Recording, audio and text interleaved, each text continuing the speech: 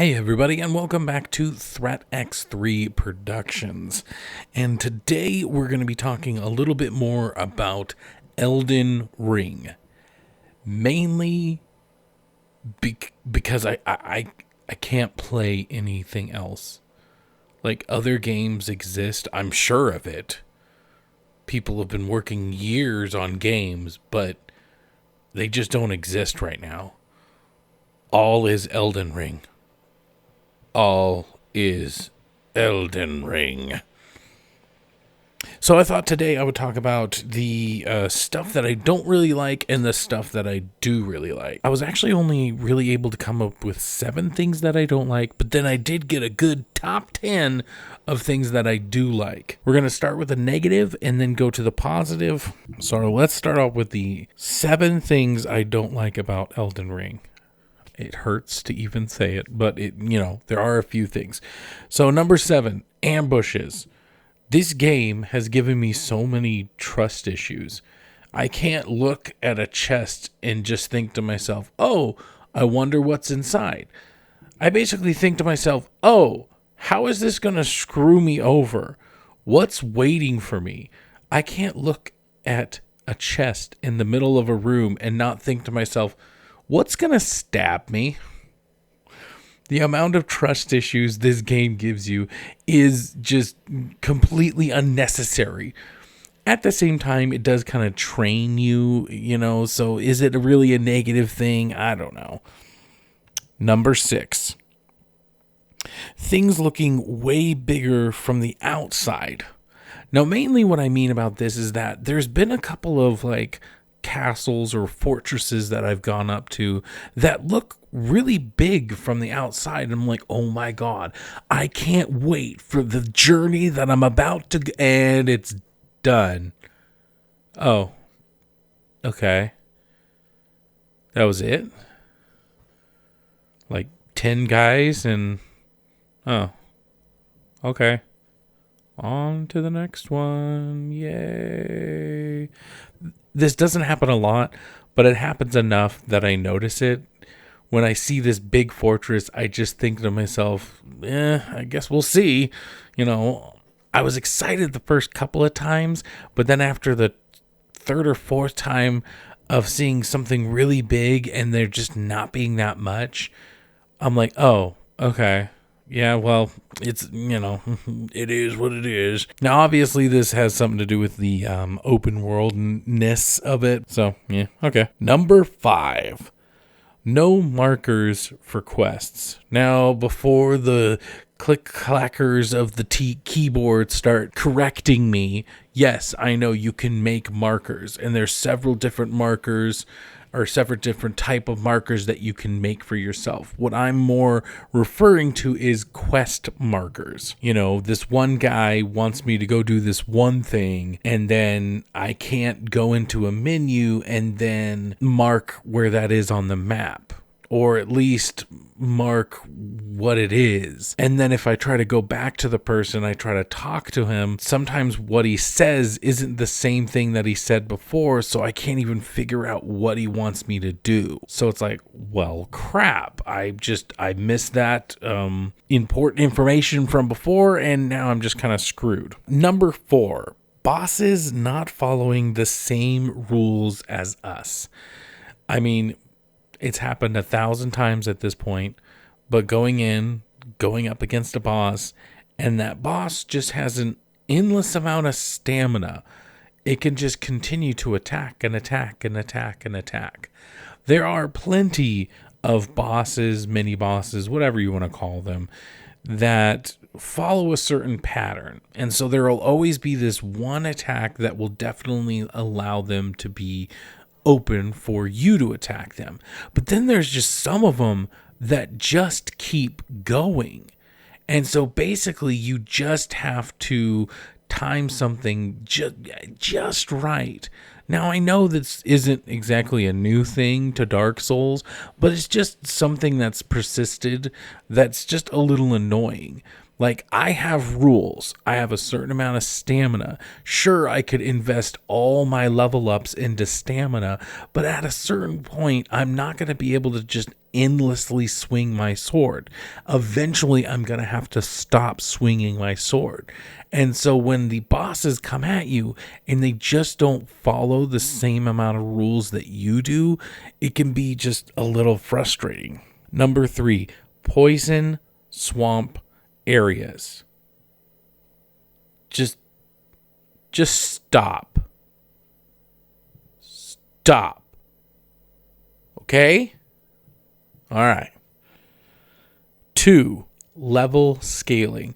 Now, I know there's some type of level scaling in the game. I don't know exactly how it works, but sometimes I feel like I am an absolute god and I just cut through these enemies like butter.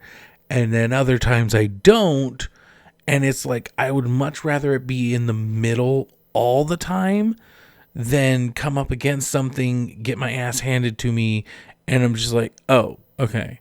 Which, yes, that is the point of Dark Souls. I understand.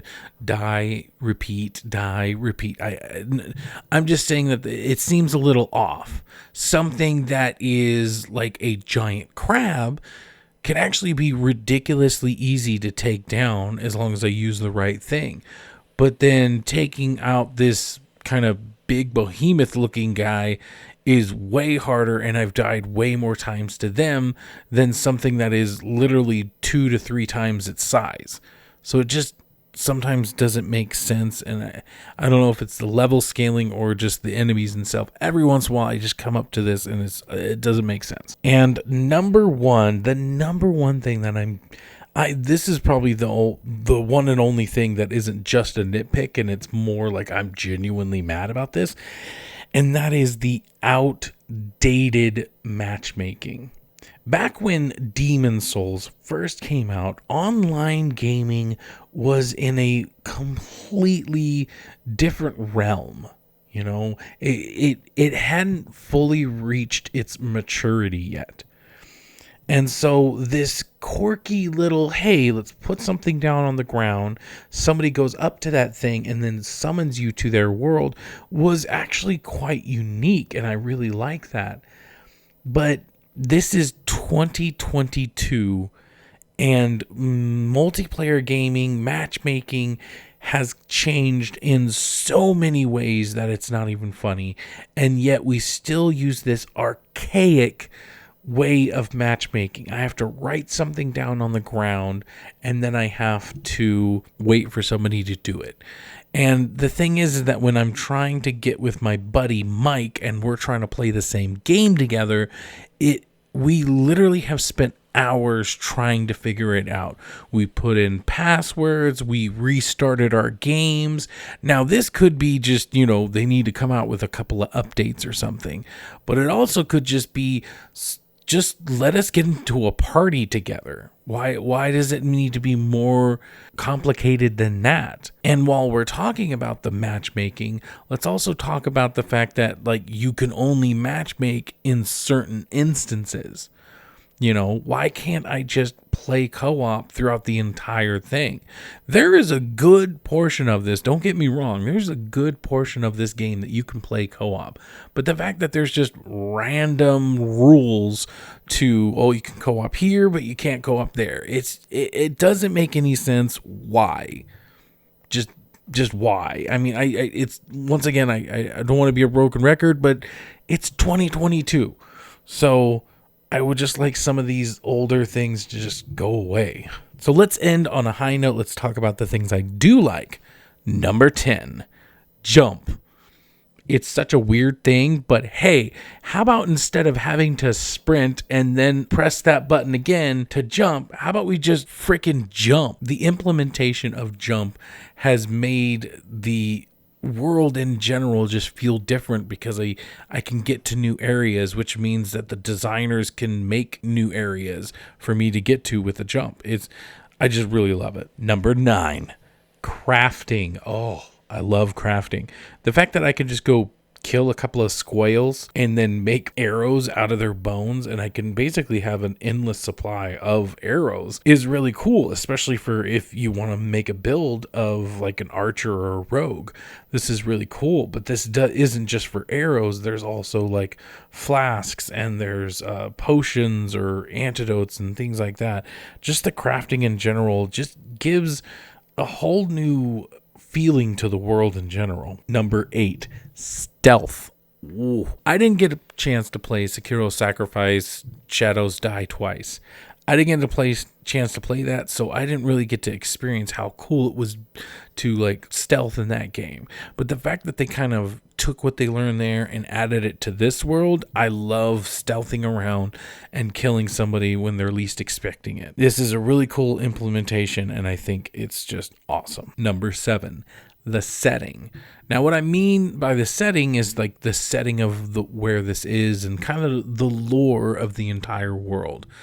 I really like this land in between kind of thing, and I love how a lot of this feels familiar because it's Dark Souls-esque, but it's just the lore and the setting of everything I really like.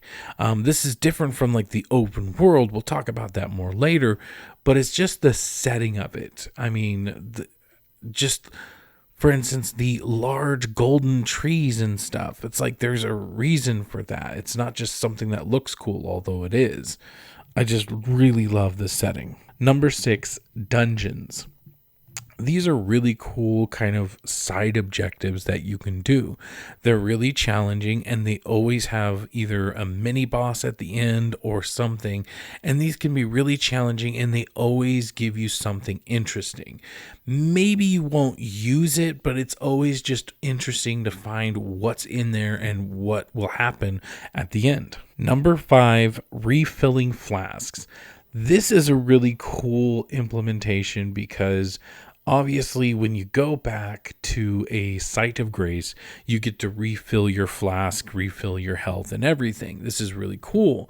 But the problem with that is that it respawns characters or respawns enemies.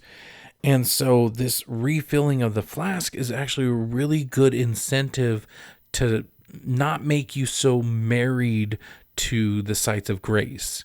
And instead it kind of incentivizes you to just keep pushing, because if you destroy a set of or a group of enemies, you have the chance of getting some flask back, and that really is just a great incentive. Number 4, spells. Spells are back, baby. I feel like Dark Souls in general, you definitely had spells, don't get me wrong, but I feel like as Dark Souls went on, you kind of got less and less of it.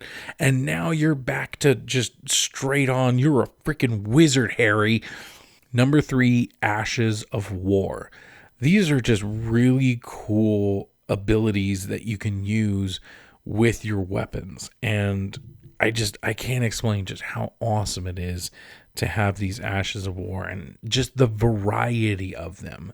It gives you something else to do other than just magic, which in a lot of cases, that's what in the past you could do. Just magic, that's all. But now you have these really cool things like a giant blood slash, or one of my favorite, which is I do a big slash, I jump back, and then if I push the R2, I teleport forward and do another big slash. Like, absolutely love it. So much fun. Number 2, torrent. Torrent is just an awesome addition. Not only do you get yourself a good boy, you get yourself a nice little horse. Well, it's a horned horse. It's not a unicorn. Is it a deuce corn? I don't know. You get to travel around with them. But it's also super useful for combat because there are some of the bigger enemies in the open world that I don't know how I could take them on without my good buddy Torrent. So you get him for traversing, you get him for combat, but then you also get a double jump, which is like double traverse, but still. it's just a really good time. You get so many more accesses to anything, and I really like them so much that I hate when I can't use them. And number one, this is what I teased before, the open world. Now we're going to talk about the open world. The open world is masterfully done. You know, there's not an overabundance of, you know, markers, which I know is, I said I wanted markers before, but now I'm saying that it's cool that it doesn't have it gives and it takes, okay? It's not just the design of the open world and the fact that, oh, it's big. No, it's the way it's designed. It's the topography of it. You have hills. You have certain ways that you have to go. You have underground caves. You have an entire underground world under the world that you're already in. Just the way that it's designed, not just the look of it, but the way it's designed is so amazing. And I always feel like there's something more interesting around the corner. Every corner just has something amazing to offer, and it's how big it is, but also how diverse it is. You know, how many layers it has, and that's literally like layers on top of layers, and it's so well done, and it just keeps you engaged throughout the entire thing. So those are some things that I don't quite like about Elden Ring, but then the 10 things that I absolutely love. I'd like to hear from you guys. What are you loving about Elden Ring right now? And what kind of just, you know, grinds your gears? Go ahead and let me know down in the comments below. Before we get going, I just want to say thank you. We are over 600 subscribers, and even just a week ago we were over 500 subscribers. We are currently on our way to 1,000 subscribers, and I couldn't be happier. And when we get to those 1,000, we are going to be doing a $100 giveaway to whoever is subscribed to this. So all you have to do is subscribe and like one of the videos on the channel, and that's all you have to do for the giveaway. I genuinely can't explain how happy I am that we're making some progress on the channel. We've been at it for a while, so the fact that we're making some progress now is awesome, and just keep at it, guys. I thank you so much. Thank you so much. So I was Nick for Thread X3 Productions, and you have yourself a good day. Won't you rub your fingers